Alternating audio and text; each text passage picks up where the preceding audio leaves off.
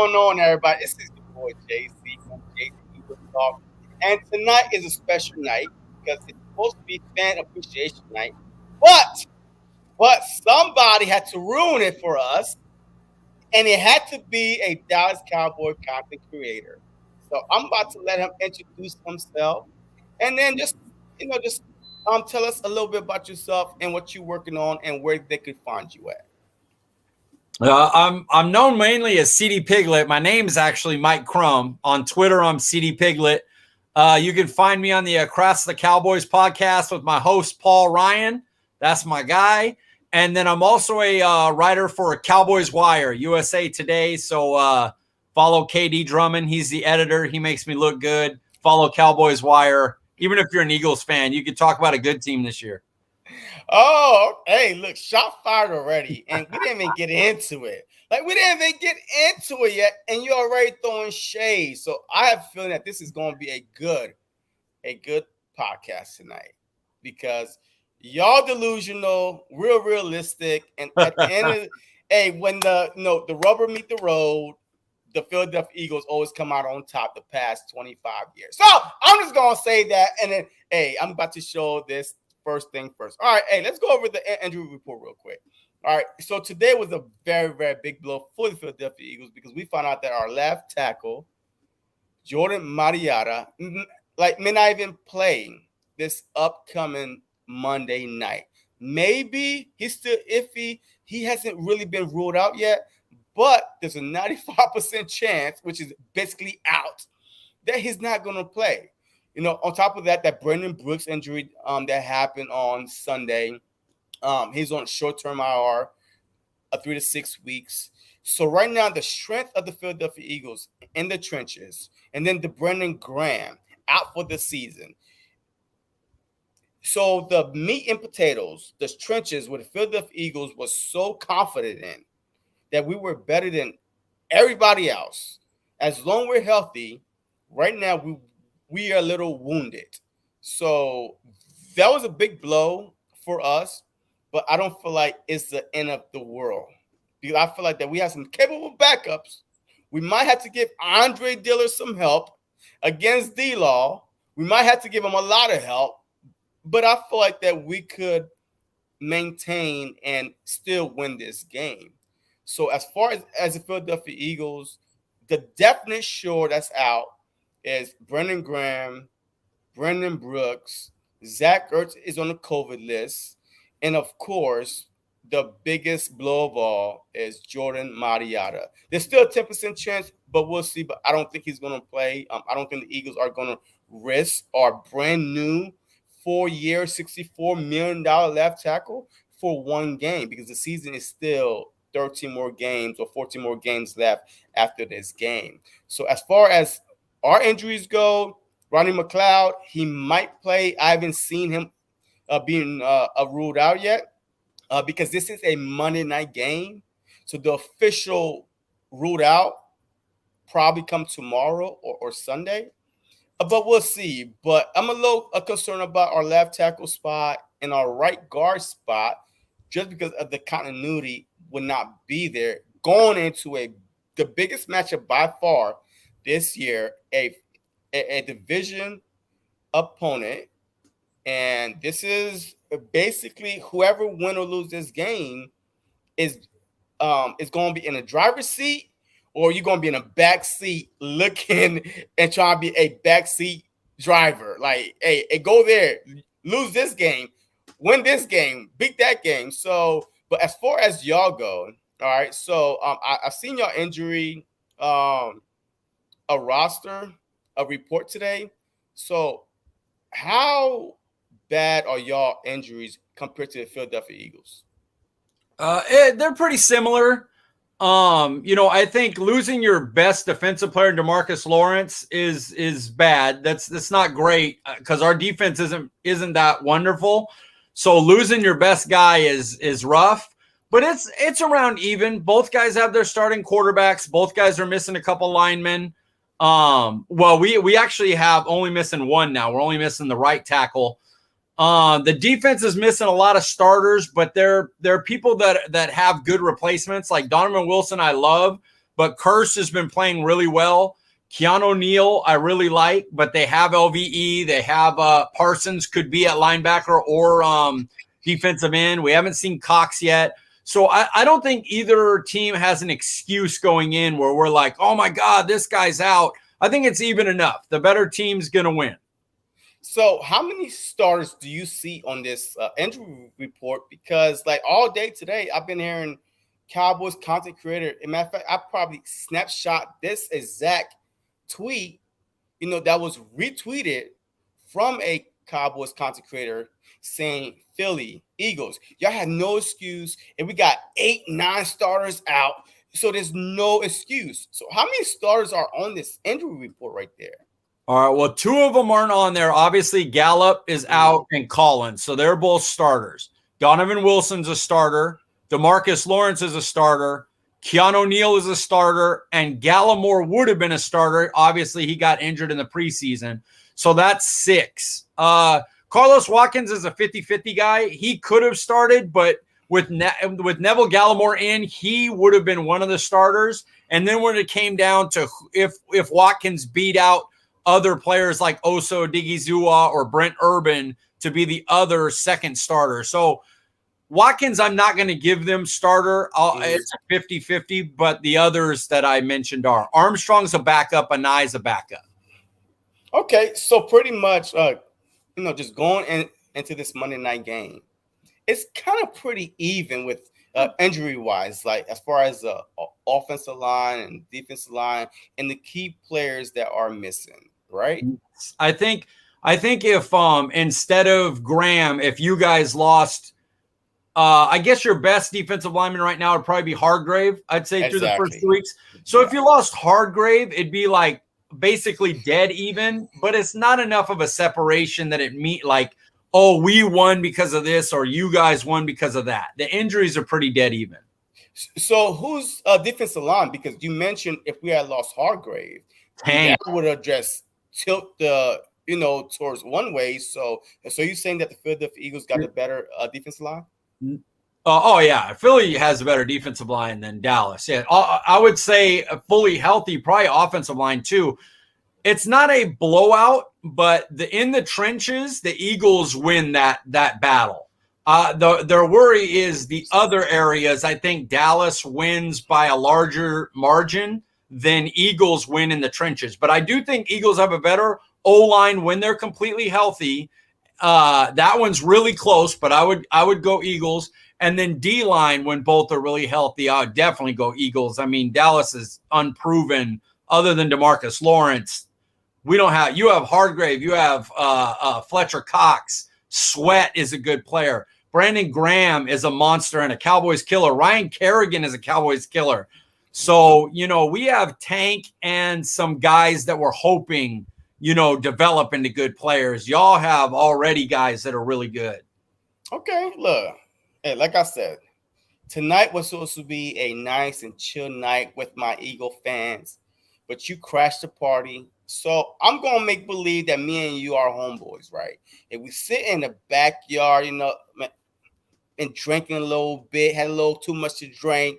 And I'm about to ask you a question right now. Just why do you think that not the Philadelphia Eagles, but the Dallas Cowboys could win this game? It's going to sound weird because you'd think I'd go right to the Dak Prescott as QB versus Jalen Hurts. I don't know how y'all feel about Jalen Hurts. I've never been a big fan of his. I think they're going to be looking for another quarterback next year. I don't find him. Yeah, I don't think Jalen Hurts is not. Obviously, I don't have him in Dak's level, but I don't even have him in the level under that. I'm not a big fan of his. But why not though? Like why not? Why not? He can't throw. He can't throw, but he was second in running in a Heisman in college, though, with 31 plus touchdowns. So throwing. College is a different game than NFL. You got to throw the ball, though. Yeah, but you don't. Tim Tebow couldn't throw the ball. But he was throwing the ball, though. He had 30-something plus touchdowns throwing the ball. That's why he came in second in a Heisman runner-up. He was in I believe it was Lincoln Riley's offense, and that offense sets up matchups that are very easy. Mm-hmm. What I'm saying is on the NFL level, he doesn't consistently, he isn't accurate enough, and he doesn't see it well enough. You have to diagnose a guy open for him. He doesn't see it open. Now he can run, and he's terrifying running the ball. I'm worried as hell versus him, especially if he gets matched up with like Jalen or LVE spying on him. If we have to move Parsons to defensive end and we don't have Keanu Neal and two of our big lumbering linebackers are spying Jalen Hurts, terrifying. But as far as throwing the ball, I don't think he's very good at it. Sorry. I know Eagles fans. So are you going off of last year's stats or this year's stats? Well, this year he played like a college. Atlanta's horrible, like the worst team in the league, horrible. And then he played against the Niners and couldn't do anything. So like I told my podcast partner, Paul Ryan, loves Jalen Hurts. Okay. We've had this argument 1,000 times. And they killed Atlanta. And I told them, talk now, because when they see the 49ers, you're going to find out they're only going to be able to run. He won't be able to pass against them. He can't throw the ball. Like, wait. Did you see the Eagles and 49ers game? Or did you see highlights or hear rumors? I watched the all 22. I had the all 22. So I watched all 22 of the opponents we're playing. I didn't even, the Atlanta game was hard to watch. They're so bad. Atlanta's bad. They're so bad. Well, look. Apparently, Atlanta is not that bad because they put up 25 points against the defending Super Bowl champion, the Tampa Bay Buccaneers, but could not put a touchdown on the Philadelphia Eagles. The reason that is because the Tampa Bay Buccaneers played the most vanilla. They knew they weren't a threat, so they didn't show them anything. I watched all 22 of it. They basically were like, this is a preseason game. We'll beat them regardless. And they got up by a ton. And then Atlanta made a comeback, as people call it, the garbage time. And then Tampa Bay was like, oh, okay, you guys are close again. We'll go up by 2 touchdowns again. Well, that's not really true because it was really tied. And then the 2 back-to-back pick sixes flipped the game around, like literally back-to-back, the same guy, the first guy in NFL history to actually have 2 pick sixes. One was batted and the other one was picked up or whatever it was. But before that happened, Atlanta was matching them point for point. If you watched it from the beginning, early on, Tampa Bay got up by a lot. They got up by a couple of scores. Mm-hmm. And then Atlanta made a comeback, and then the pick sixes happened. But the reason Atlanta was able to make a comeback is because Tampa Bay just said, we're going to play in this base. And we don't think you guys could beat us, even if we play in our vanilla base defense. We don't think you're good enough to beat us anyway. And Matt Ryan's a decent quarterback. He used to be great. Now he's good. And if you tell him like, hey, we're just playing this defense, he's going to be able to beat you sometimes.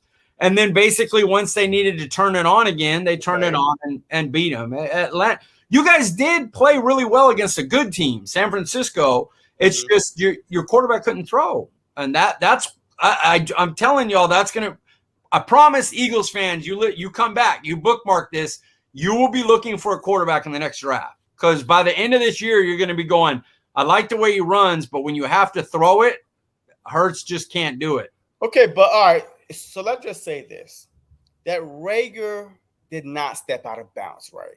He actually caught that touchdown, and we go up 10-0. Because you said that he can't throw, but actually he threw a touchdown. The wide receiver stepped out of bounds and did not establish his foot in bounds before he caught the ball for a touchdown. So that's at least 50, 60 yards off the board right there.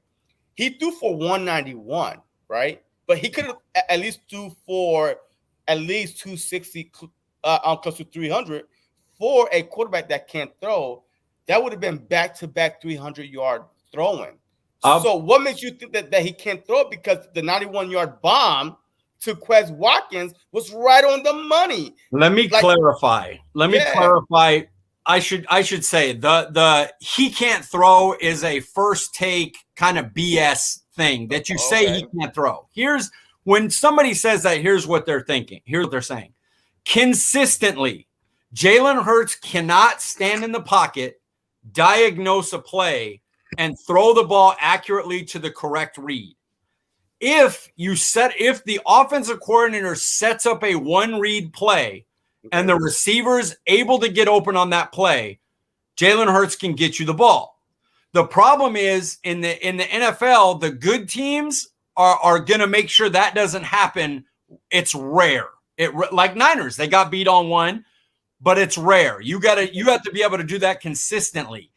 He can't, and he won't be able to. He just doesn't. He doesn't diagnose things like that. He reads, okay, this read's not there. I need to run the ball. I need to get out and run. Right. So how many starts do you think that Jalen Hurts have under his belt in the NFL? He won't start after this year. No. How many starts currently do you think that he has under his belt in the NFL? 6 now, right? I think he's 6. He only got 6, but last year you have to put it into context. Just like I had I'm pretty sure you was watching last night because you wanted to jump on so bad. Last night. Okay, huh? I thought I was coming on last night. I was like, send me the link. No. Now, because last night the Cowboy content creator I had on my show kept on saying context. Hey, look, you have to look at the overall picture, right? Context. Even though I was giving her stats, but she still kept on saying context. All right, cool. So I'm about to use it tonight with you. Last year, Jalen Hurts was not the starter. That's number one. No training camp, no preseason, no OTAs, no nothing. No first team reps, no nothing. He got thrown into the fire in the second half against Green Bay. He threw a touchdown. He brought us back, and we almost kind of won the game if our defense could have held up. Okay, the following week, he beat the number one defense, threw for over 300 something yards, ran for over 100, and had 4+ total TDs. So that's his first start now in NFL against the number one defense, and he shredded them. The second game, he did the exact same thing against another great team, the Cardinals. Our defense just gave up more. We was down 18-0. He brought us all the way back, throwing and running. So that was his first 2 starts. His third start was against y'all. We was up 17-3 or 14-3, and he turned the ball over a couple of times. Y'all got the momentum, and y'all won that game. And then the fourth game, he got pulled, even though we was on the road to winning the game, but we wanted a better draft position because we had nothing to play for. So technically, if you look at overall, he played outstanding last year. But for some odd reason, people is going off of what the so-called experts are saying on TV, but not really watching the game themselves. Us Eagle fans, we watched the game. We saw exactly what happened. He had nothing to do with those 3 losses, besides that one to the Dallas Cowboys. But besides that, he was throwing, he was running, and he set records for the first 2 games in the NFL history. He was setting records for a quarterback running and passing. All of a sudden now, this year, just coming into this season, this is whole narrative that he can't throw. He's not the franchise. He's not the franchise. Is it because the Philadelphia Eagles, like the GM and the head coach, did not come out at first and say, you know what? This is our quarterback, and not trying to look for another quarterback? Because they see the same thing we see. No, wait. Well, the reason Eagles went after Deshaun Watson is because they see the same thing we see about Jalen Hurts. The reason that they've stockpiled 3 first-round picks and will go get a quarterback this year is because they see the same things we see. You want to know why he was great in the first 2 games? Because nobody had tape on him. Nobody had tape. You know what people will tell you? The first 4 games, Okay. a player will play a certain way. And then defenses will get tape on him and go, okay, if we stop this, this, and this, what can he do on his third thing? Defenses realized, hey, if you keep him from rolling out to his right and you make him throw to his left, he can't do it. He doesn't throw well to his left. His first touchdown this year on his left was to Devontae Smith. Consistently. People can go out and make 1 or 2 plays every once in a while. They're getting a ton of throws. Somebody's going to mess up. They're going to make plays. Your coach and GM can look and go, consistently, he just doesn't do it when he's going to his left. He's great when he goes to his right, but what happens when teams look at tape and take that away? That's why when people bring pressure, they bring pressure to his left side, so he can't roll out to his right. I'm telling you, watch it all year. You guys are going to bookmark this, and you're going to go, you know what? We had CD Picklett on, and he said this guy's always throws to his right. He rolls to his right. He doesn't go back to his left, and teams see that. And your guys' staff saw that. There's a reason they went after Deshaun Watson, and Deshaun Watson didn't waive his no-trade clause. There's a reason they stockpiled picks. They wanted Zach Wilson. The minute they knew, or the Jets guy, is Zach Wilson? Wait, whatever his name is. Yeah, Zach Wilson. That is who the Eagles wanted. That was the word around town. Once they knew he was going, they traded back. And they stockpile picks because they want to make the move next year. Okay. We can argue about it now, and that's fine. But remember this, next year, me and you are going to go back. And when they get that, when they either trade for Watson, if Watson goes, I got to get out of Texans, or if they make the move, you can go, you know what? You were right. They saw that Hurts wasn't going to be enough. Not that he couldn't be average to good, but he couldn't be enough to take you. He couldn't get to that high level of quarterback play.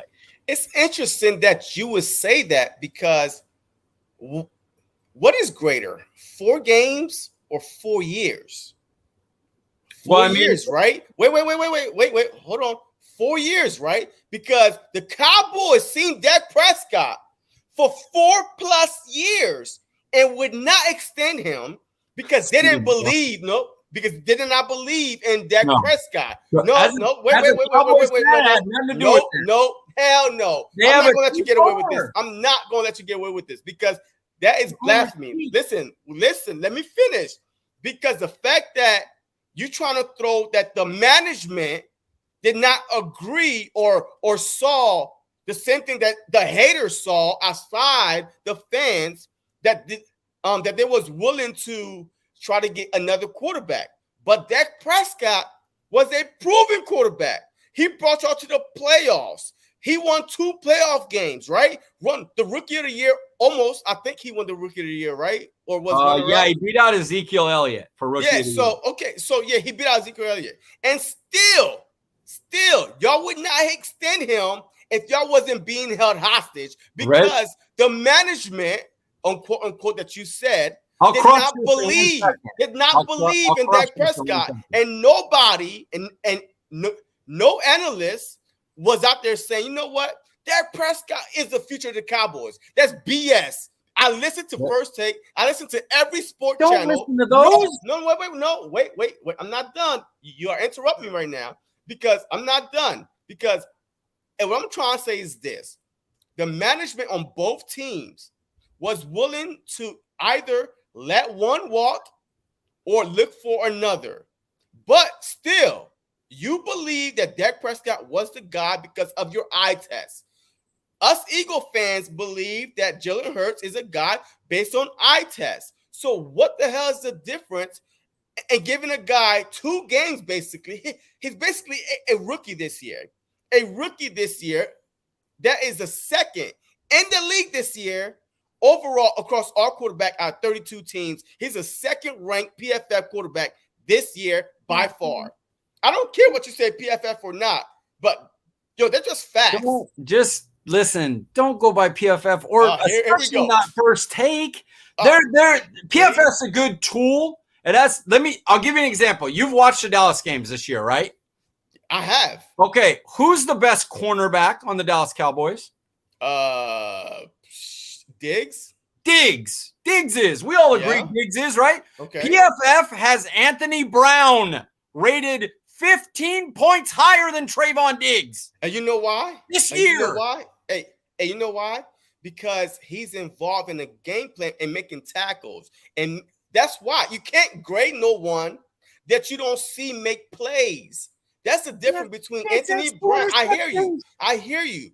So that's why in fantasy football, right? If you play fantasy football and whatever, you never want to pick a lockdown corner because they won't throw his side.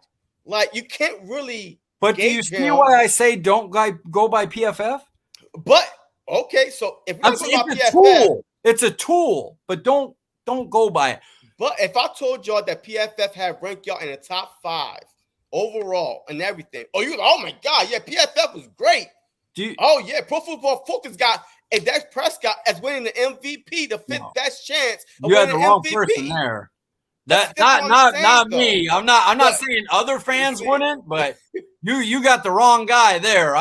Can I go back to the Stephen Jones thing? Okay, go ahead. Look, the Dak. I'm gonna kill that narrative that they didn't believe in Dak Prescott.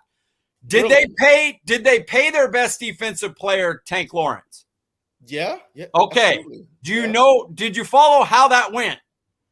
They tagged him. After okay. They let his contract run out. They franchise tagged him.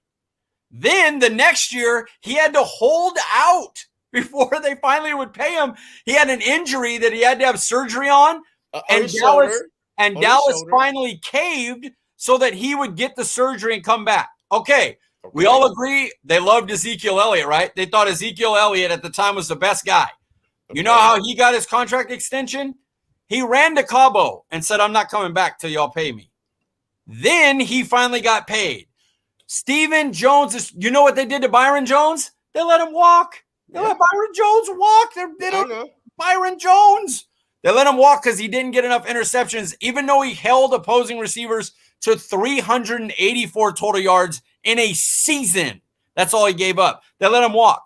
Stephen Jones is cheap, and he believed that because Dak Prescott was drafted in the 4th round and they gave him some chance because Roma got hurt and he owed them something, that they kept pushing it, and then Dak got hurt. And the fan base said, oh, hell no. You guys need to pay him. And then it still took him to the deadline afterwards. He's cheap.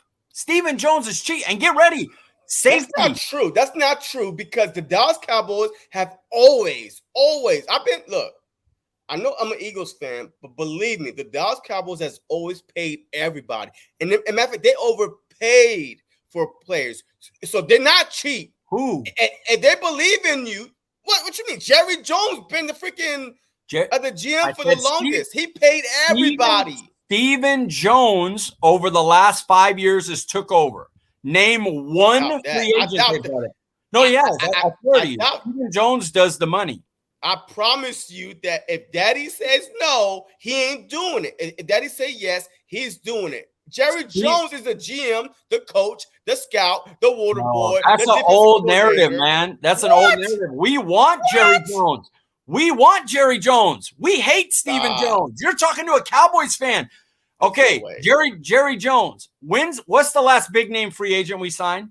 Name him. Last year. Oh, shoot. Last year. McCoy, Griffin. No money. No money. Everson Griffin. But no money. Telling me. But no, literally minimum. Paid him the minimum. McCoy too. And they put in an injury waiver. But they're all big names. No, but that's what Stephen Jones does. He'll bring you in up. Malik Hooker, bare minimum. He brings you in if you sign a contract that's cheap. If you sign for nothing, then they'll bring you in. Name the last guy they signed to big money. You want to know who he is? You want to know the name? Yeah, go ahead. Brandon Carr, the cornerback from a decade ago that they got from the Kansas City Chiefs that played here, was a starting corner for like 7-8 years or whatever. They paid him, and he was just okay, and they decided we're not paying free agents anymore. Robert Quinn was played. See, I would agree with you if the Cowboys wasn't all about showtime. A defense is not showtime. Offense. So all their big players they pay is on offense. All of them. Who'd they bring in? Who'd they sign? But the thing is, I'm not talking about who they bring in. Dak Prescott wasn't a free agent that they brought in. Dak Prescott grew up in your system, and y'all still didn't pay him. Like he played on a franchise tag, and y'all still didn't pay him because y'all did not believe in him. No, every other team they're not cheap. No, that's not cheap. They believe they pay Ezekiel Elliott. Do you think they didn't believe in Tank Lawrence? They didn't believe in DeMarcus Lawrence? Y'all paid Ezekiel Elliott. Y'all paid Zeke 2 years before his contract. Because he left.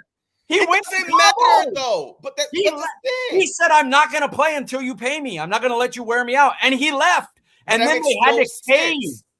But that makes no sense though, because if you are cheap, you will let him stay there and use your backup and Pollard, especially that all season. Even Jerry Jones was like, "Oh, we good." Like, they made a big deal out of it, but he was smiling and smirking. Yeah. When it was like, hey, Zeke is not here. Oh, we're like, oh, yeah. And we have all confidence in Pollard. But then if he was cheap, he would not pay Zeke. He would just use Pollard, which is right now, he's your best running back by far right now. I'm not saying over a 16, 17 game season, but right now, he's your best running back. Like literally the speed, the burst, the agility, everything is towards Pollard. So if he was cheap, he would not pay Cooper. He paid Cooper to keep him away from the Washington football team.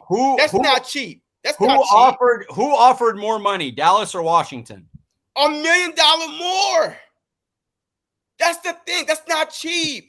So, and your argument of him being cheap on the offensive side and trying to make an excuse for why did they not want to keep Dak, it's irrelevant because they overpaid. They always overpaid for offensive players because they are a flashy team. Like, they don't care about defense at all. They don't care about defense. No, they want score. That's what they care about. They believe that that offense can stay more consistent year to year and bring in that merchandise. And defense is more of it differs year to year. Like so they thought bring in young guys on the defensive side and pay for your offense. If you're going to pay your quarterback, make sure they have a line to protect them. Make sure they have weapons to get. I like the strategy, but they make no mistake, they're cheap. Stephen Jones is cheap. He pays his main guys because every team pays their main guys. But Amari Cooper was a free agent, dead and clear. Could go anywhere he wanted. Yep. Didn't even get in the top 3 of wide receivers. And you're overpaid. He got $20 million. There was 3 other receivers that got higher. What players come out that's a number 1 player and goes to a team for less than the market value? Dak was under Mahomes. Ezekiel Elliott was under 2 contracts. And then Christian McCaffrey came along. He the way they structure their contracts with the void years that they could spread the years out, you just have to trust me. We hate it. We hate Stephen Jones. We hate him. Yes. As a Cowboys fan, we hate him. He's cheap. Look, y'all should hate your owner. He's the reason why that y'all would never win a Super Bowl. Because I lived through 3 of his wins, though. Yeah, I was around for when he won 3 Super Bowls. Yeah, you probably one of the few fans. I am. That's been alive since the Cowboys won a Super Bowl. Better on Twitter. All the rest of them don't know what Twitter is. They don't know. So I'm that one guy. So what I'm saying is this, right? Hey, he always overpaid for like Deion Sanders. Yes. He went out. We want that and paid top dollars. That's what I'm saying. So how could he? Nah, see, Jerry, come back. Jerry, but everybody knows it's still Daddy's team. He running it. I'm telling you right now, it's not Steven. The GM isn't even Jerry Jones. It's Will McClay. Will McClay is the GM. Oh, stop.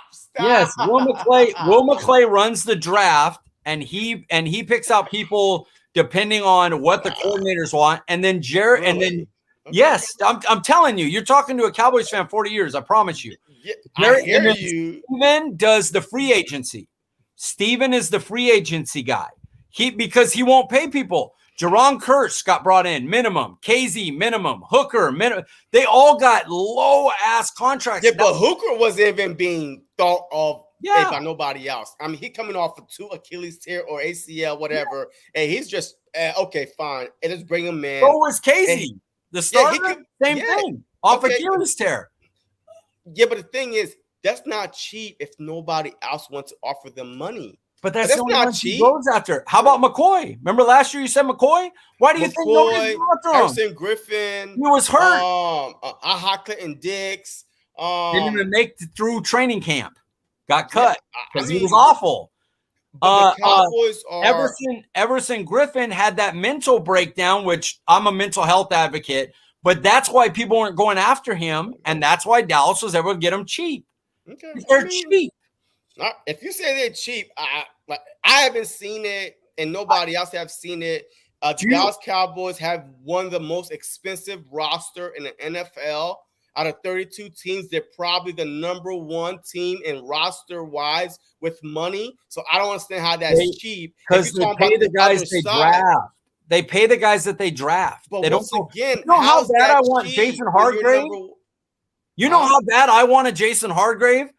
Like, y'all had Fletcher Cox already, and went out and said, no, we're going to pay Jason Hargrave. And I'm sitting there going. And we had Malik Jackson, too, at that time. Yeah, and we have friggin' Tristan Hill.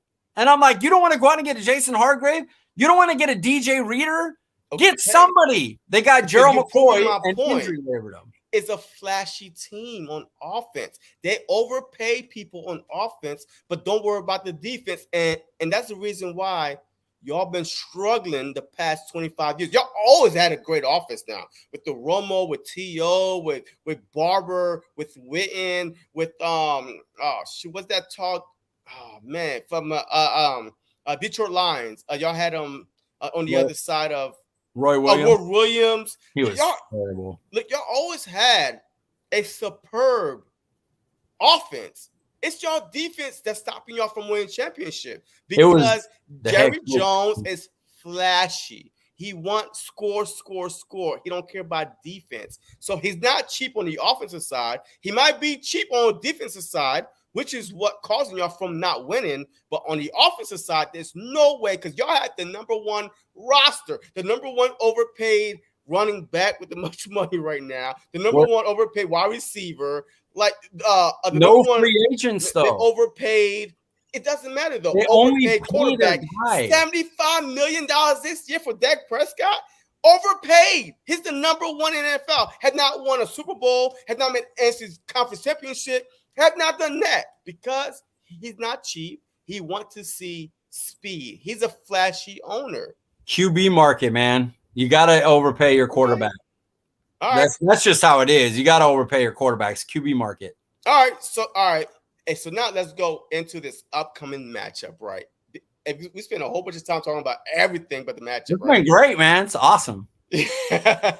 All right. So, I need you to give me 3 weaknesses that the Philadelphia Eagles could exploit on the Dallas Cowboys. Oh, Jalen Smith right away. If I'm the Eagles, anytime Jalen Smith's on the field, I'm running hurry up and I'm running read option, or I'm trying to get him singled up with Goddard and Sanders. He can't guard either of them, and he's gonna have trouble. He's not great at diagnosing, and he's not great at change of direction. So he is a big worry, and the likelihood with Bradley and another defensive end out on the COVID list, Micah Parsons is probably going to have to play defensive end. And if the 2 guys are LVE and Jalen, you guys should attack that with RPOs and running back passes and tight end passes all game. That's number 1. Number 2, your guys' offensive, even with Dillard, your guys' offensive line's pretty solid. I like Landon Dickerson, the pick from Alabama. I think he'll be fine. And running with depending on who our linebackers are, running, you guys should have a good advantage there. We're really going to have to probably help. And that's scary because you guys got speed at receiver. So that is a scary thought for Dallas. If they can't stop you guys running RPO with Hurts and Sanders, we could have some trouble. Last one, obviously, Fletcher Cox and Hargrave against Biotish and Connor Williams.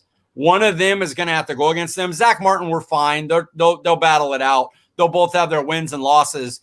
But Connor Williams and Biotish can't hold up against Cox and Hargrave all game. And you just, if you're a Dallas fan, you hope that they don't wreck the game.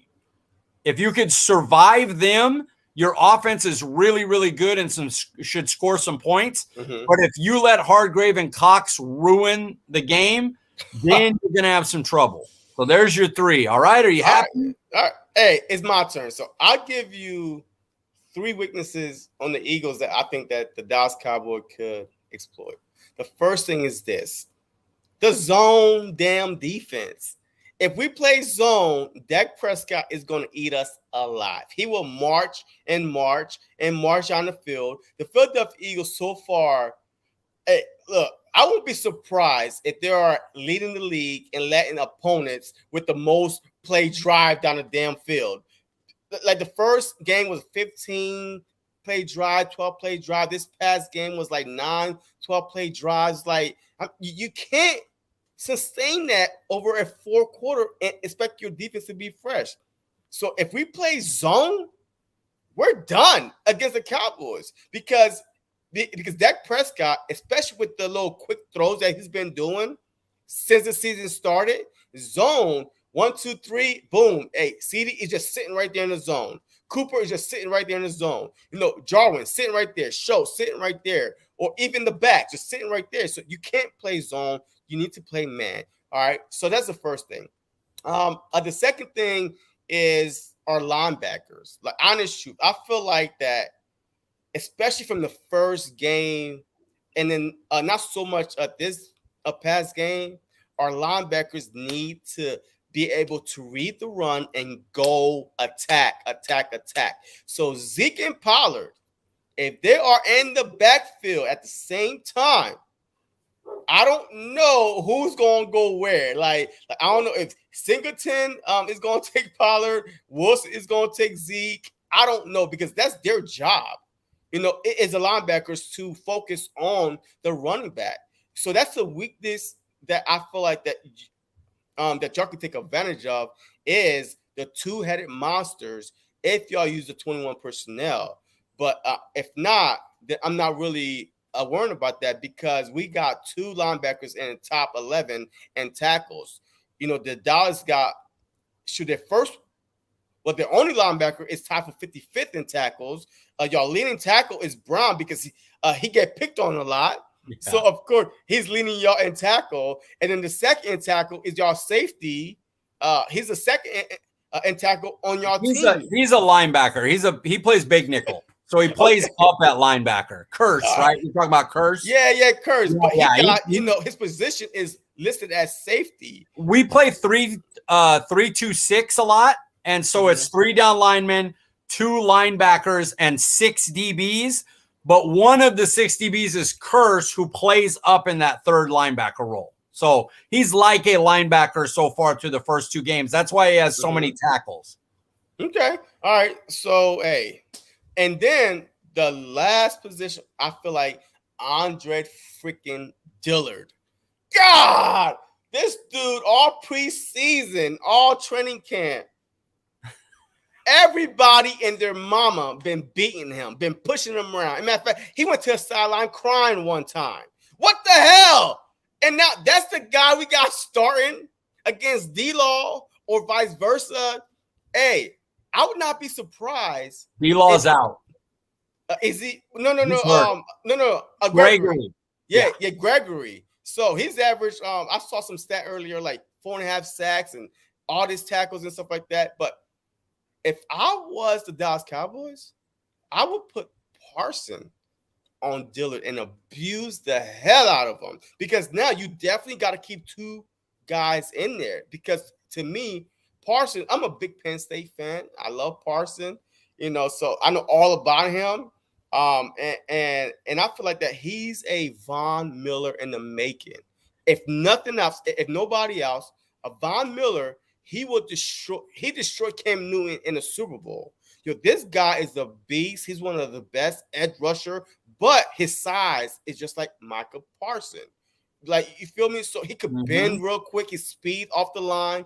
So I feel like if the Dallas was smart, that they would put Micah on Dillard and put Gregory on Johnson and ruin the blind side, and like tear apart the blind side, because Hurts, of course, like you said, he's right-handed, so he's focusing on the right side. And then with Dillard being so weak, this would be a bad matchup. So I don't know what Dallas is going to do, but those are the Philadelphia 3 weaknesses. So now give me 3 strengths on the Philadelphia Eagles that you fear the most.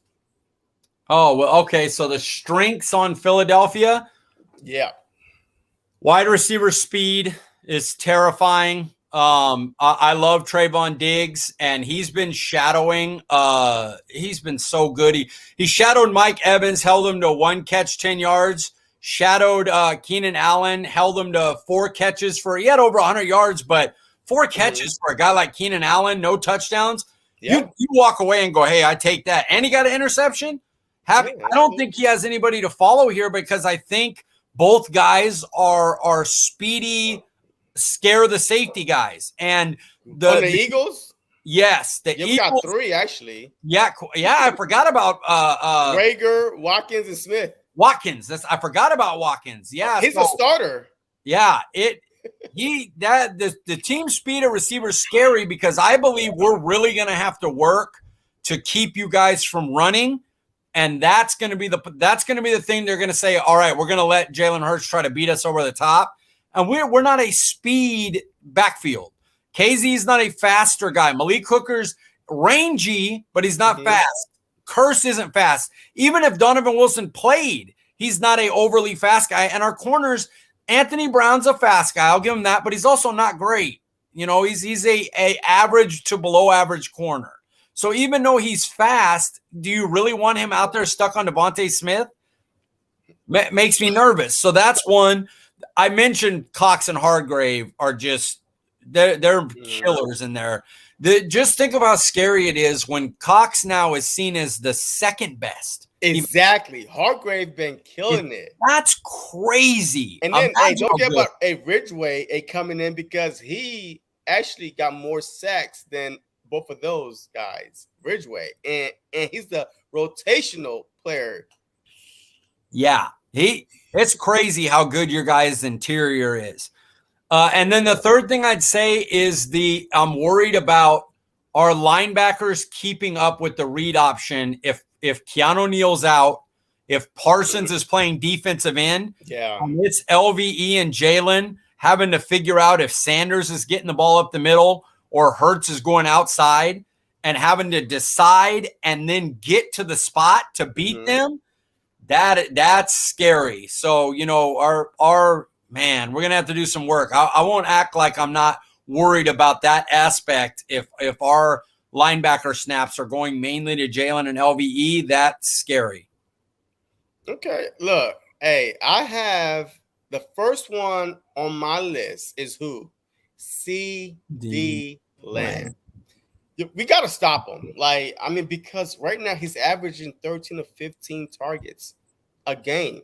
So that means that Dak Prescott is comfortable enough to keep throwing towards his way, and he's averaging what 7-8 catches a game. So and it might be more.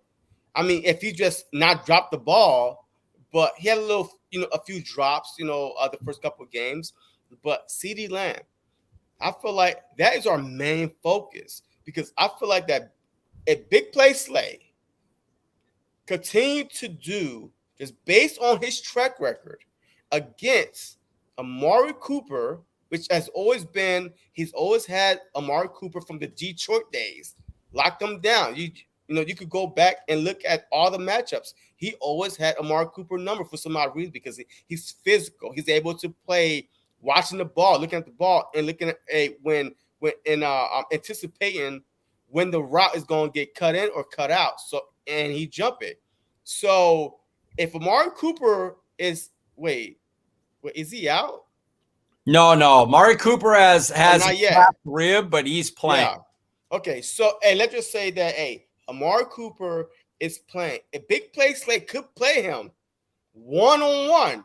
Then we need to double CD Lamb. Have one underneath, safety over top with Harris and Steven Nelson underneath.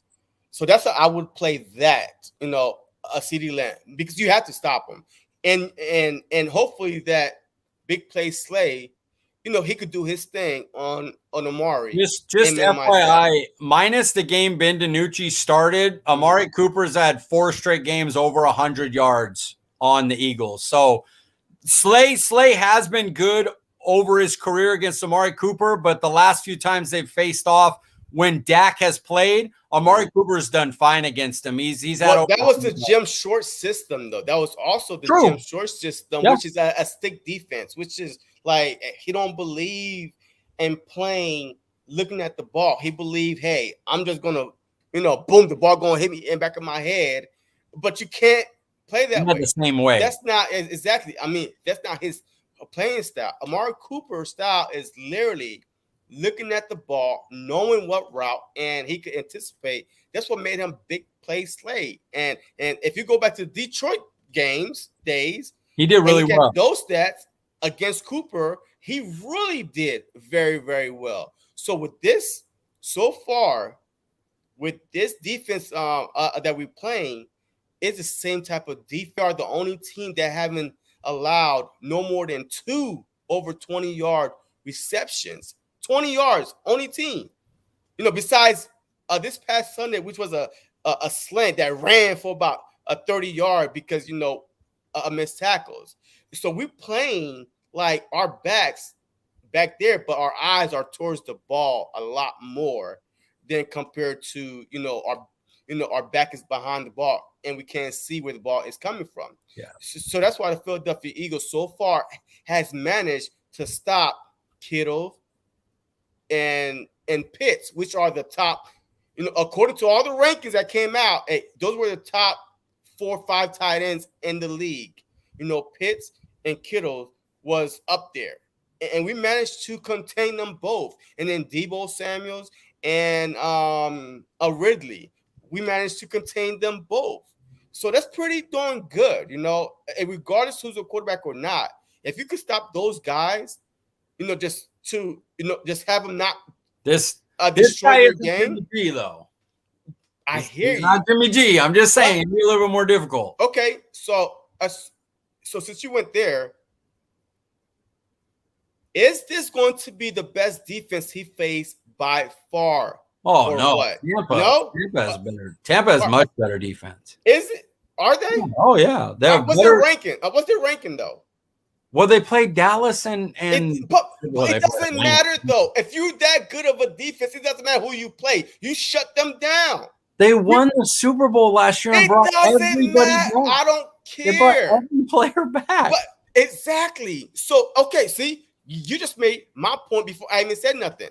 You said that Tampa is harder, and they brought everybody back, but y'all threw a party on them. So how the hell that they're the best defense y'all faced?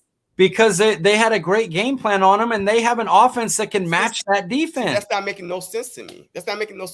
If you're great, you're great. CeeDee Lamb, Amari Cooper, Michael Gallup, they can beat any great defense. That offense is great too.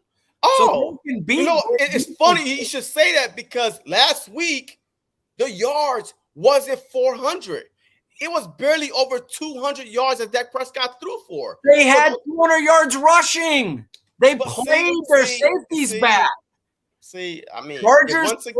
Chargers played their safeties back. So Dallas said, okay, if you want to do that, we'll just eat you up running the ball for 200 yards. If you want to bring your safeties up, we'll throw the ball 50 times on you. They have a player. It's not Jason Garrett anymore. Oh, yeah. They have a offensive play caller and a head coach that allows you to switch up depending on what defense they're playing against. In the first game against Tampa, they were horrible in the red zone too. They moved the ball up and down the field. They scored all these points. They were way better in the red zone versus the Chargers. They just had less possessions because the Chargers had the ball a ton. because they were moving the ball on Dallas's defense, but then they didn't do good in the red zone.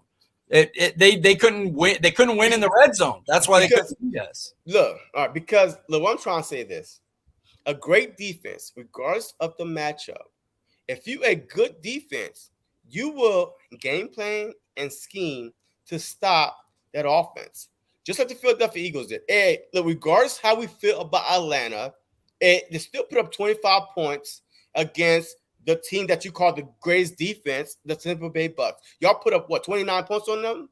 Yeah, 29. Yeah. So the so-called best defense so far is averaging 25 points in 2 games. 2 weeks. It doesn't matter. See, the problem is they played Dallas's offense, and then they played a nobody team that nobody cares about. The thing is, see, your point is void because the Chargers, if you're saying that the Bucks have a better defense, then how come the Chargers held y'all to less points than the so-called best defense in the league? Ready? Because against Tampa Bay, Dallas had 34 minutes time of possession. It doesn't matter. You want to know? Okay, listen. No, it doesn't matter. Do you score if you have 13 possessions compared to 7? Which game do you think you're going to score more in? We had 13 possessions against Tampa Bay. We only had 7 against the Chargers because both teams had long drives. The Chargers' last 5 drives of the game all went over 10 plays. Wow. You know what? The ball only once in the third quarter. That's why. It's 2 different type of games. You are about to make my don't have a better defense than Tampa. You are about to make my point even stronger because the first 2 games, the Philadelphia Eagles, 15-play drive, 6 points. 12-play drive. Matter of fact, 15-play drive, 3 points. 12-play drive, 3 points. The next game, 9-play drive, 3 points. Come on, don't tell me about the drives. If you're a good defense, you will stop teams. You will bend, but not break. You're mixing up the point. My point is that they had long drives on their offense, so Dallas had less possessions. That's why they didn't score as much against. Dallas played better offensively against the Chargers than they did against Tampa. It's just both teams had less possessions because they had longer drives. That's why they were more efficient offensively against the Chargers. They were better in the red zone against the Chargers. They ran the ball better against the Chargers. That happens. It's just that the Chargers had long drives too. So when both teams get long drives and then one team stalls in the red zone, we scored a couple times in the red zone, but it keeps us from getting a chance to put up points because we only had 6 or 7 possessions compared to 13 possessions against Tampa. So you telling me that you don't believe in stats, right? This is what you're telling me. And you don't believe in stats. No, wait. But that makes no sense. Your stats does not add up to Philadelphia Eagles being better than the 2 defense you face.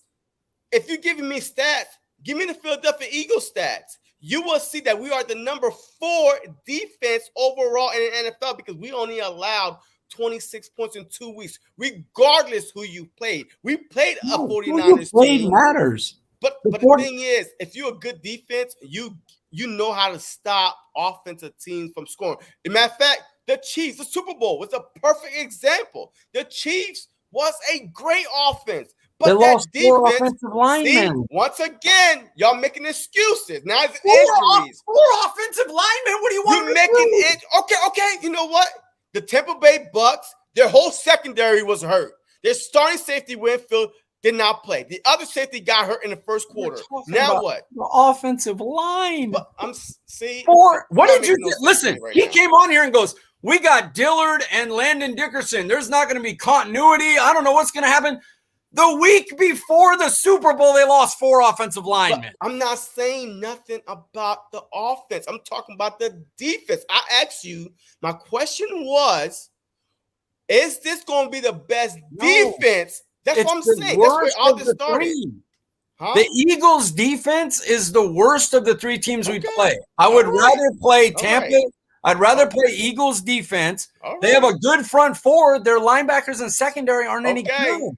All right. Hey, look, and y'all tight ends ain't nowhere better than Pitts or Kittles. I'm telling you right now. And y'all not tight at ends all. are trash. Okay, so now if we minimize the top 4 tight ends in the league so far, by far, the first 2 weeks, would Jimmy G throw it to him? It doesn't. See, the thing is, y'all always got excuses, context. The quarterback matters. The offensive line matters. That's the problem. That's the problem with y'all Dallas Cowboys fans and content creators. Y'all always have an excuse. Always an excuse. Y'all can't just go off of stats. The stats so far prove. You asked me which defense do I think is the best. I think based on stats. Of the 3 teams we faced, I would rather face the Eagles defense. It doesn't matter what you rather face. But that's what you asked me. But the Are you saying statistically? I said based on stats. Sure. Oh yeah. Statistically, Eagles are better statistically than the 2 teams we face defensively. And look, and then another reason why you can't even say that the Chargers defense was better. You just literally said that our defensive line was a monster. With Hargrave, with Cox, with Ridgeway, with Sweat.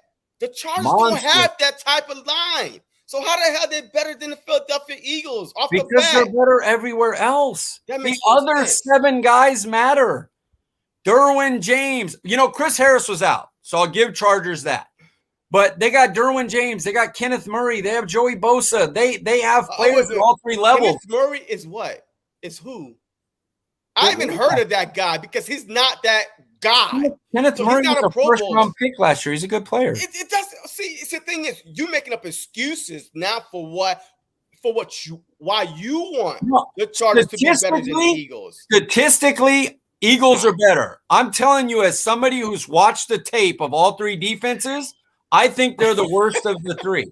Hey, look, let's read this comment real quick. It says, why is everything with Dallas we did or we had when their fans are going to be realistic and up to date with facts, them girls are irrelevant? Look, the only thing I'm saying is this. Girls thing. Look, the whole thing I'm saying is don't do Sheagles, both sides.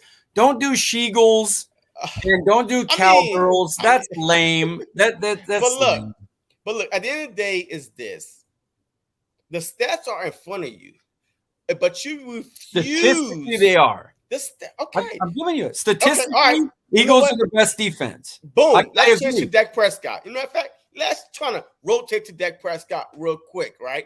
Which quarterback is better since statistically ours is better, but I'm pretty sure that you're going to say, hey, he had higher QBR, a higher passer rating, he got more rushing yards, but the only thing he doesn't have is more passing yards. But you're going to go off the pass. No, I don't even. I wouldn't even go there. I would just say, you think Jalen Hurts is even in the same tier as Dak Prescott? Do you? I'm asking you. Based on this year, we'll trade you. You can have Dak Prescott for Jalen Hurts right now. No, I don't want him. I don't. No. Honest truth, because Dak Prescott is not a winner in my. Look, you can laugh all you want, whatever, and that's why y'all had him for 5-6 years, and y'all got 2 playoff wins. Hey, if you want Jalen Hurts over Dak Prescott, that's all right. I like my mobile quarterback. I like a dual threat quarterback. You know why? This is what the league is turning into. Is a dual threat. That's why we are second in the league in rushing, because you know why? Jalen Hurts. If Jalen Hurts wasn't our quarterback, because he has to run. Your points are irrelevant. He's not everything is just based on you hating. From the pocket. Okay, so how come he was rated as the first best this past Sunday, the highest rated quarterback with yards per distance? Because he was throwing the damn ball, airing it out, and it was getting completed. It was getting caught without stupid mistakes. He would have been the number 1 quarterback this past Sunday if only Rager didn't step out of bounds and Quez didn't get caught from behind. Passing completion percentage. Eagles 20th, Dallas 3rd. Eagles yards. Eagles are 27th. See, Dallas I'm talking about individual. No, see, that's BS. I'm talking about Jalen Hurts, Dak Prescott. Look it up. QBR, Dak Prescott is 61. Jalen Hurts is 66. Passer rating, Dak Prescott is 99. Jalen Hurts is 108. So stop with all that BS completion with the whole team stuff. Look, I'm talking about individual. I'm gonna be honest with you. Go ahead. I won't even. This is such a insult to Dak Prescott. Hey, I won't even. If you are gonna argue that Jalen Hurts is even in the realm this year, Dak Prescott, this year, I would say he is. That is okay. Boom. That is mind blowing. Stats don't lie. That you whatever you want to. I won't even relegate that with a response. Dak Prescott and Jalen Hurts are not in the same. But stats don't lie. Okay, so look. All right. So let me ask you an honest question. All right. If you never seen Dak the past 4 or 5 years, this was his first 2 games in the NFL. And this is Jalen Hurts. He looks amazing. They're not even in the same realm if you watch the first 2 years, first 2 games. What are you talking about? But the only thing that Dak Prescott games, right? The only thing that Dak Prescott more is what? Passing yards. That's it. Do you? Oh my God! I can't believe this is even a thing. I need to see the comments. There can't be another Eagles fans. Be real. Now. We're talking about Jalen Hurts. They don't look at facts. You'll never look at facts. The facts, the stats are real. Really taking Jalen Hurts. I'm telling you right now. Dak Prescott. If you're going off of this year, you asked me. So I'm just going off of this. I don't care about the past years. Okay, because if I'm going off the past years, y'all had Dak Prescott, the number 1 rushing offense, the best offense for the past 3-4 years. And what did that get y'all? With Dak Prescott as the guy, how far did y'all go? Y'all went to the first round. What does that have to do with Dak Prescott? That's what I'm saying. That's everything incorporated wins you stuff. The quarterback. That makes no sense. How does he, like you said, how does he do individually his job? Dak Prescott's been great. Philadelphia Eagles, years he's been great. The Philadelphia Eagles with Jalen Hurts as a quarterback has never been down by 17 points or more. Because you're not looking at – I'm looking at the overall picture. If you don't want to look at this year, I'm trying to go back last year, even when Dak Prescott before he got hurt. Y'all were trash. Haven't done anything. Y'all were – yes. What did Dak Prescott do? What have Dak Prescott done? Been a great quarterback. No. Oh, stop. What has Dak Prescott done? He's been. You want to look at stats? Now you want to look at stats? He's been top 5 in everything. No, stop. You're talking 2 games. We're talking 5 No. If you don't want to look at stats, through 2 games when you played Atlanta, I don't care. You trying to tell me look at the stats for Dak Prescott. But when I try to tell you look at stats for Jalen Hurts, you don't want to hear it. So let's change subject. Let's not going there. Let's change subject because this one's ridiculous. Yeah, it is ridiculous because of stats. You want to go for stats. And when it's Dak Prescott, there is no way in the world anybody would even put them in the same category. Based on what? There's based on watching film. Watching film the past 4 or 5 years. One can't throw to his left. He can't throw to his left. If he can't run, he's still a rookie. Jalen Hurts can't run. He's still a rookie. He's still a rookie, guy. He's still a rookie. He's still a rookie. A rookie got what? 16 games. This guy only played 6. He played 6 games. When did a rookie year end after 4 games? There's a reason. There's a reason they're going after Deshaun Watson, and they stockpiled picks. And there's a reason why Jerry Jones did not want to play. Why did they go after Deshaun Watson?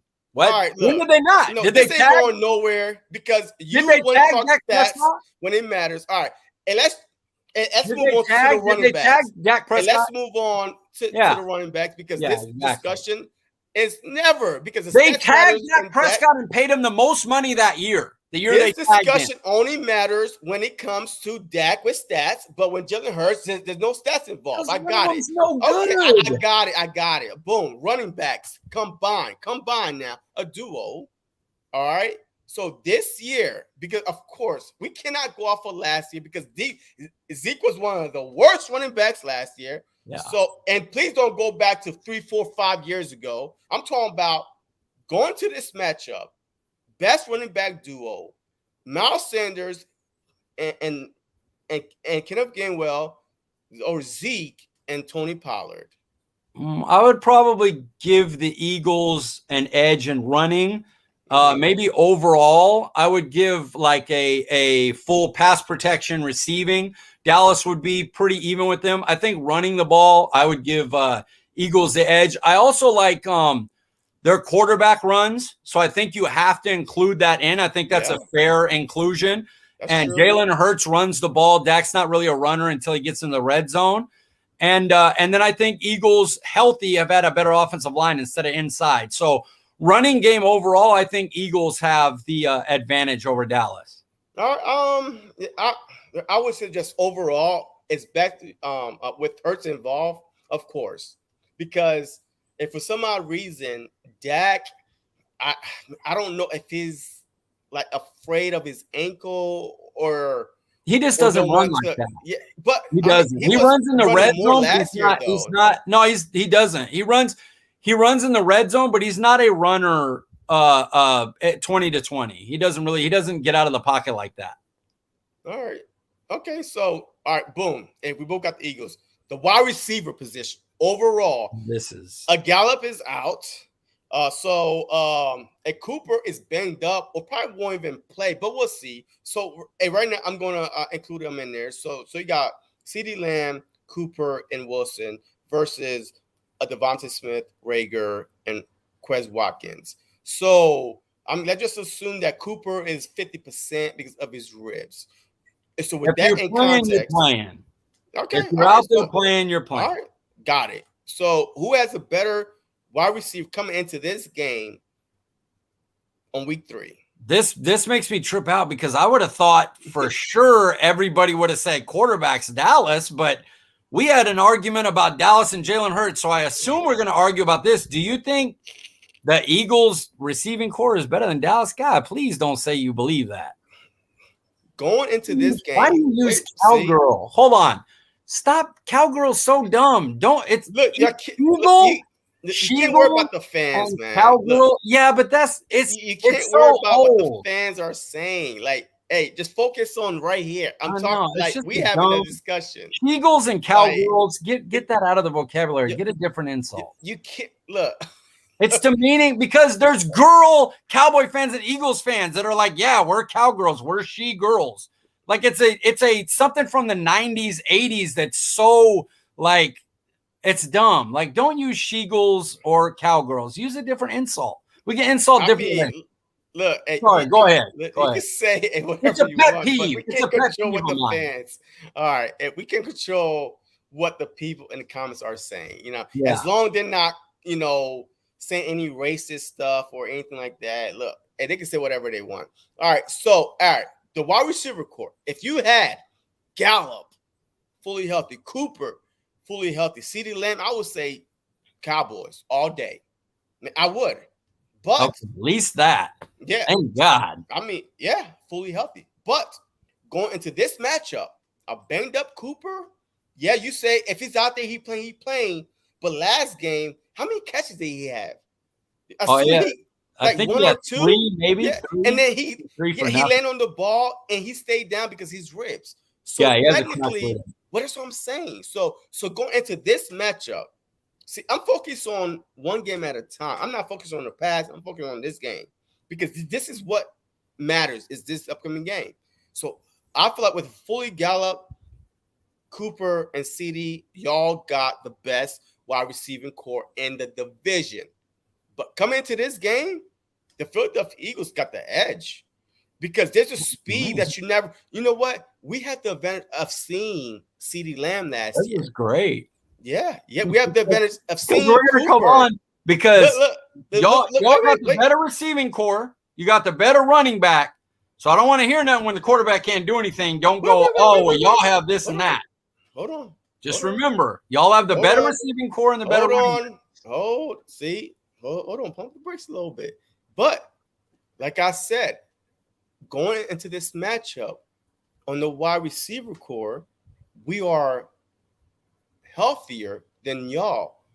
Okay, so that's why I say that I would leave Slay one-on-one with Cooper because he know him from battles back in the day. So he kind of know his hit him techniques and stuff well. like that. Yeah. So now I would just double team CD. That's why I said my biggest concern is CD Lamb. So I would focus on him, which might leave Wilson or Jarwin or Schultz open. But I would deal with that. I would rather them beat me than CD beat me or Cooper beat me. You know what I mean? So that's where I'm going with that. So I would, but y'all are ranked 31st in passing, and passing defense. Yeah. 31st is pretty bad. There's only 32 teams in the league. So that means that we could just do streaks and somebody would be open. Remember, and I want you to remember, better running backs. Yeah. Better receivers. Mm-hmm. 31st ranked defense. Yep. So Jalen Hurts should have a field day if he's as good as Dak Prescott. But look, I'm a fan and a content creator. If I was the coach, if I see it as a fan, why can't the coach see it too? So I could only control what my eyes see. Just like last week when I was like, run the ball. It's first and goal from the 5. Run the ball. I mean, did they listen to me? No, they didn't. So I'm telling you, just based on what the stats and what I've seen and everything going into this matchup, we should run the ball down your throats. I agree with that. Yeah, y'all have no linebacker in the top 55 in tackles. And your leading tackle is a DB, and the second is I think safety / linebacker, but Curse. Yeah. But it is what it is. But that means that your linebacker is not involved in the game plan when it comes to tackling at all. You know what I mean? So our linebackers are top 11. And we there. Like both of ours are tied for 11th in the league. So that means that our run defense is pretty darn good if your linebackers are making tackles. You know what I mean? Right? Would you agree? It also means that when teams attack you passing, they attack the linebackers, which I think you'd agree with. Yeah, with the tight ends and stuff like that. So I agree. That's why Brown is our leader in tackles, because teams go after him. Yeah. And they're 31st ranked. They played 2 really good pass offenses, and they're not great. They're not a great pass defense. I'll give you that. I agree with you. I've said it a million times. I'm not afraid of your quarterback. Right. I don't think their quarterback can beat them consistently. Look. Earlier, passing. I'm all good. I'm all good with a healthy debate. You know what I mean? Because that's what I'm here for. And a healthy debate. But stats have to matter on both sides. You can't pick and choose when stats matter and when stats don't matter, regardless how longevity or how short it is. Stats are stats. Facts are facts. History is history. Record books is record books. You can't erase it. It's in the record books. Our quarterback is in the record books. Like literally, your quarterback is in the record books as a rookie and in the first 2-3 years as one of the winners quarterback. Look, it's all facts. It's all okay. We can't get in our feelings when it comes to stats on both sides. That's all I was saying. All right, so now we went over the wide receiver, the quarterback, the running back. So the last thing is this. Give me 3 keys that the Cowboys will win this game and give me your score prediction.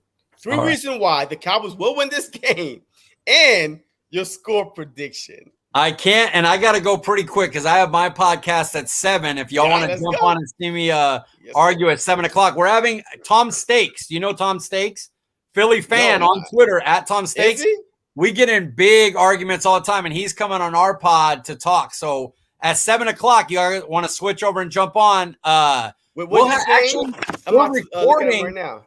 We're recording tonight, and it'll drop tomorrow. I'll tag you in it, JC, so you can listen. All right, yeah, please do. Go ahead. So the 3 reasons that I have us winning is one of them is going to be a crazy one. It's not actually on the field.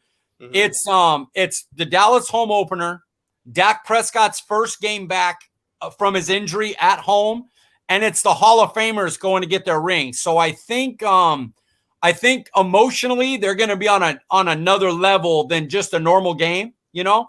So I have that as reason one. I really think they're going to come out like super focused this game, especially Dak, considering he hasn't been there since he got hurt. The second one is I know I've beaten it like a drum, and I apologize, Eagles fans. I know y'all don't want to hear this, but your quarterback's awful. He just is not great, and I think you'll have a new one at the end of the year. And then, man, the third one, it's tough. Those are my two main ones. If I gave a third one, it would just be that I think Dak Prescott will be able to attack your guys' secondary and linebackers. I don't think they can win on the D line in the trenches, but if they hold up, I think Dak will have a good game. So that would be my three. I would say really it's two. The quarterback matchup I think is a big favor for us, and I think emotionally with it being the home opener and Dak's first game back, they're going to be kind of on another level than just a normal rivalry. So that's mine, and I have it 28-16. It'll be closer than that. I think Dallas scores in the fourth quarter to pull ahead a little bit more. It's not a big blowout or anything. This is a division game and ain't going to go down like that. So I think they're up 21-17 in the fourth. It's pretty close game. Dak scores, puts it away with like 4 minutes left, and then Eagles have the ball but can't score. I say it's like 28-16. Okay, all right. Look, hey, that's respectable. All right. So, look, the three keys for us is this: we need to run down your throat. If we start running the ball, I don't see Dallas just sitting back and just let us run down the field, because your defense is going to be on the field for 12, 15 plays and a touchdown. Boom. So I feel like if we establish the run, then we could control the tempo of the game, because the easiest way to keep a good quarterback off the field is to run the ball, manage the clock. So I feel like with a young coach, a young quarterback, last week, bad play calls last week, he took the responsibility. He came out and said, I called bad plays. So I feel like this week that he's going to come out and call a lot of balance. But the second thing, do not put too much stock into this home opener, retire, the Hall of Fame thing. Guess what happened 2 weeks ago with y'all?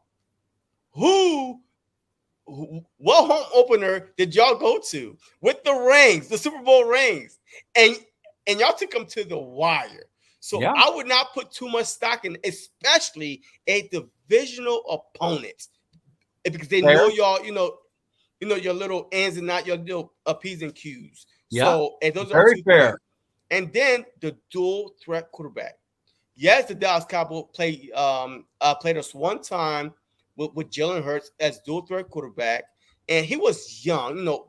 All this thing I said, and no training, and we still was up 14-3 or 17-3, and he turned it over a few times, a strip sack and stuff like that. But I feel like this year he had 0 turnovers. So I feel like if we could control with no turnovers, with him running the ball, and like I said, hey, don't put too much stock in the home opener, because y'all did the exact same thing to the Bucks. Y'all went into hot ass Tampa Bay, and y'all was a 9.5 points underdog, and y'all took them to the wire and beat Chargers in their home opener. Exactly. So I would not put, and then the Cowboys, the home field advantage, y'all play better on the road than at home. So we haven't played a home game yet this year, but that's been true in the past. What, last year? What should you mean the past? That's what I'm saying. Yeah.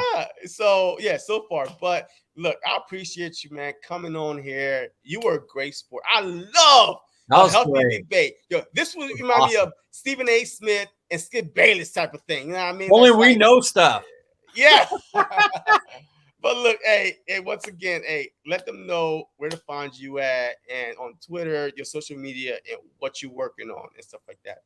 Hey, first of all, I appreciate all the comments, man. That was fun. Giving me shit. That's how it should be. You come on mine, I want my guys giving you shit too. So Yeah. that was awesome. At CD Piglet, Eagles fans, I got people that follow me that are Eagles fans. You're welcome to come on. I drop stuff on Cowboys Wire all the time, and a lot of it's about matchups. It's not just the Cowboys Wire isn't like a BS, something. This is from USA Today. So you can't just go on and be a Cowboys homer. You've got to give like realistic, real stuff. And so go on there and check it out. There was stuff about the Cowboys and Chargers, what we learned about the Cowboys. So if you want to read about it and go, oh, this is some stuff they might try.